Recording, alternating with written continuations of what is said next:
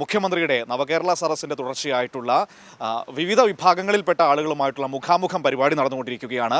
കണ്ണൂരിൽ ഇന്ന് ആദിവാസി ദളിത് വിഭാഗങ്ങളിൽപ്പെട്ട ആളുകളുമായിട്ടുള്ള മുഖാമുഖം പരിപാടിയാണ് നടക്കുന്നത്. അതിൻ്റെ ഭാഗമായിട്ടാണ് നമ്മൾ കണ്ണൂരിലേക്ക് വന്നത്. നമ്മൾ കഴിഞ്ഞ ദിവസങ്ങളിലൊക്കെ കണ്ടതാണ് വിവിധ തലങ്ങളിൽ നിന്നുള്ള ആളുകളുമായിട്ടുള്ള മുഖ്യമന്ത്രിയുടെ സംവാദം.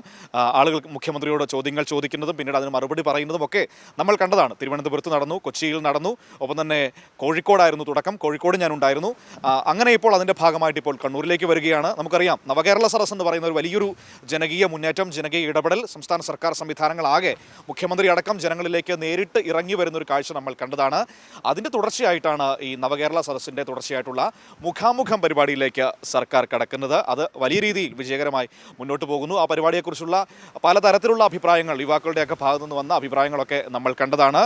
അത് ആ രീതിയിൽ പൊതുസമൂഹം ഏറ്റെടുക്കുന്ന ഒരു കാഴ്ച കൂടി നമുക്ക് കാണാൻ കഴിയുന്നു. ഒപ്പം തന്നെ ഇന്നലെ വന്ന തദ്ദേശ ഉപതെരഞ്ഞെടുപ്പ് ഫലങ്ങളൊക്കെ വലിയ ആത്മവിശ്വാസം LDFനെ സംബന്ധിച്ച്, സർക്കാരിനെ സംബന്ധിച്ച് നൽകുന്നുണ്ട്. ഒപ്പം തന്നെ പതിവ് പോലെ നമ്മളോടൊപ്പം ഇന്നും അതിഥികൾ ഉണ്ടാകും. ഏതായാലും ഇന്ന് കണ്ണൂരിൽ നടക്കുന്ന ഈ പരിപാടിയുടെ സമഗ്രമായ വിവരങ്ങളുമായി സന്തോഷ് കൂടി നമ്മളോടൊപ്പം വരുന്നുണ്ട്.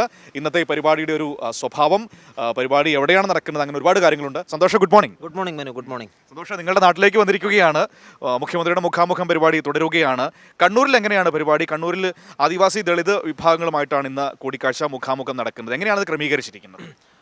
തീർച്ചയായും കണ്ണൂരിലെ ഇന്നത്തെ പരിപാടി, ഈ നവകേരള സദസ്സിൻ്റെ തുടർച്ചയായിട്ടുള്ള മുഖാമുഖം പരിപാടി ഏറ്റവും പ്രധാനപ്പെട്ട ഒരു കാര്യമായി മാറും. കാരണം നമ്മുടെ കേരളം അല്ലെങ്കിൽ രാജ്യം മുഴുവൻ ആഗ്രഹിക്കുന്ന ദളിത് ആദിവാസി വിഭാഗങ്ങളുടെ ഒരു ഉന്നമനം എന്ന് പറയുന്നത് ഏറ്റവും പ്രധാനപ്പെട്ട കാര്യമാണ്. അപ്പോൾ അതിനായി മാത്രം ഒരു ദിവസം മുഖാമുഖം പരിപാടി മുഖ്യമന്ത്രി സംഘടിപ്പിക്കുക എന്നുള്ളത് തന്നെയാണ് അതിൻ്റെ ഏറ്റവും പ്രധാനപ്പെട്ട പ്രാധാന്യം. നവകേരള സദസ്സ് കണ്ണൂരിലെത്തിയപ്പോൾ രാവിലെ നടന്ന പ്രഭാത യോഗത്തിൽ ഊരുമൂപ്പന്മാർ ഉൾപ്പെടെ പങ്കെടുക്കുകയും അവരുടെ വിഷയങ്ങളും പ്രശ്നങ്ങളും മുഖ്യമന്ത്രിക്ക് മുൻപാകെ അവതരിപ്പിക്കുകയും ചെയ്തിരുന്നു.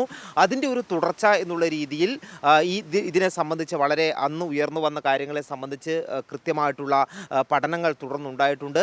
അതിൽ ഒരു തുടർ ചർച്ച എന്നുള്ള രീതിയിലേക്കാണ് ഇന്നത്തെ മുഖാമുഖം പരിപാടി കണ്ണൂരിൽ മാറുന്നത്. അതുകൊണ്ട് തന്നെ ഈ ഒരു മുഖാമുഖം പരിപാടിയിൽ കേരളത്തിൽ എല്ലാ ജില്ലകളിൽ നിന്നുമുള്ള ദളിത് ആദിവാസി വിഭാഗത്തിൽപ്പെട്ടവരാണ് ഈ മുഖാമുഖം പരിപാടിയിൽ ഇന്ന് മുഖ്യമന്ത്രിയുമായി മുഖാമുഖം പരിപാടിയിൽ പങ്കെടുക്കുന്നത്. അതിൽ തന്നെ പ്രൊഫഷണലുകളുണ്ട്, സംരംഭകരുണ്ട്, വിവിധ മേഖലകളെ പ്രതിനിധീകരിക്കുന്നുണ്ട്, പല വ്യത്യസ്തമായിട്ടുള്ള മേഖലകളിൽ കഴിവ് തെളിയിച്ച ആളുകളുണ്ട്, ഊരുമൂപ്പന്മാരുണ്ട്, മൂപ്പത്തിമാരുണ്ട്.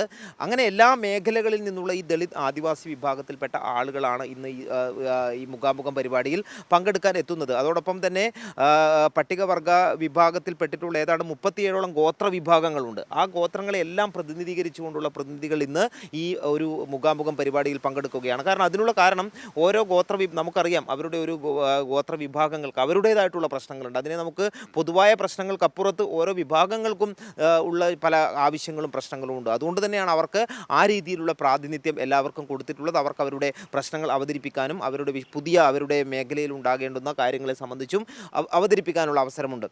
ഈ പരിപാടിയുടെ ഒരു കൃത്യമായിട്ടുള്ള ഒരു ഷെഡ്യൂൾ പോകുന്നത്, മുഖ്യമന്ത്രി ഇതിനെ സംബന്ധിച്ചിട്ടുള്ള ഒരു ആമുഖ പ്രഭാഷണം ആദ്യം തുടക്കത്തിൽ തന്നെ നടത്തും. അതായത് ഈ നവകേരള സദസ്സിൽ ഉന്നയിക്കപ്പെട്ടിട്ടുള്ള വിഷയങ്ങൾ, അതിനുശേഷം ലഭിച്ചിട്ടുള്ള ഇതിൻ്റെ തുടർ നടപടികളുമായി ബന്ധപ്പെട്ട കാര്യങ്ങൾ, അതോടൊപ്പം തന്നെ സർക്കാർ ഈ മേഖലയിൽ നടപ്പാക്കിയിട്ടുള്ളതും നടപ്പാക്കാൻ ഉദ്ദേശിക്കുന്നതുമായിട്ടുള്ള കാര്യങ്ങളെ സംബന്ധിച്ച ഒരു സമഗ്രമായിട്ടുള്ള ഒരു ആമുഖ പ്രഭാഷണമായിരിക്കും മുഖ്യമന്ത്രിയുടെ ഭാഗത്തു നിന്ന് ഉണ്ടാവുക.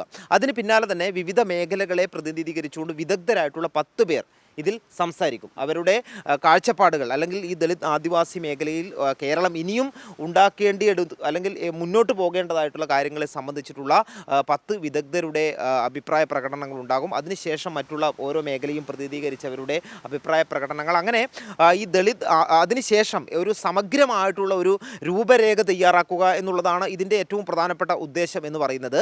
അത് ഒരു കേരളത്തിലെ ദളിത് ആദിവാസി വിഭാഗങ്ങളുടെ മുന്നേറ്റത്തിനാവശ്യമായിട്ടുള്ള ഒരു സമഗ്രമായിട്ടുള്ള ഒരു ചർച്ചാ വേദിയായി ഇന്നത്തെ മുഖാമുഖം മാറും എന്നുള്ള കാര്യത്തിൽ സംശയമില്ല.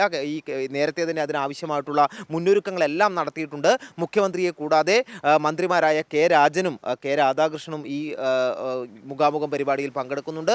അതോടൊപ്പം തന്നെ ജില്ലാ കളക്ടർ ഉൾപ്പെടെയുള്ള പ്രധാനപ്പെട്ട ഉദ്യോഗസ്ഥരെല്ലാം തന്നെ പങ്കെടുക്കുന്നുണ്ട്, ജനപ്രതിനിധികളുണ്ട്. അങ്ങനെ ഏതായാലും കണ്ണൂരിൻ്റെ ഇന്ന് കണ്ണൂരിൽ നടക്കുന്ന മുഖാമുഖം പരിപാടി കേരളത്തിൻ്റെ ഏറ്റവും പ്രധാനപ്പെട്ട ദളിത് ആദിവാസി വിഭാഗങ്ങളുടെ സമഗ്രമായിട്ടുള്ള ഒരു മുന്നേറ്റത്തിന് ഉതകുന്ന തരത്തിലുള്ള ഒരു ചർച്ചകളും അഭിപ്രായ നിർദ്ദേശങ്ങളും ഉയർന്നു വരും എന്നുള്ള കാര്യത്തിൽ സംശയമില്ല മാനു. ശരി, സന്തോഷമാണ് ഈ സമഗ്രമായ വിവരങ്ങൾ. അതായത് എങ്ങനെയാണ് ഈ പരിപാടി സംഘടിപ്പിക്കുന്നത്, അതിൻ്റെ ഉദ്ദേശം എന്താണ്, ഏത് സാഹചര്യത്തിലാണ് സർക്കാർ ഇത്തരത്തിലൊരു നടപടിയിലേക്കൊക്കെ പോകുന്നത് എന്ന് നമ്മളോട് വിശദീകരിച്ചത്.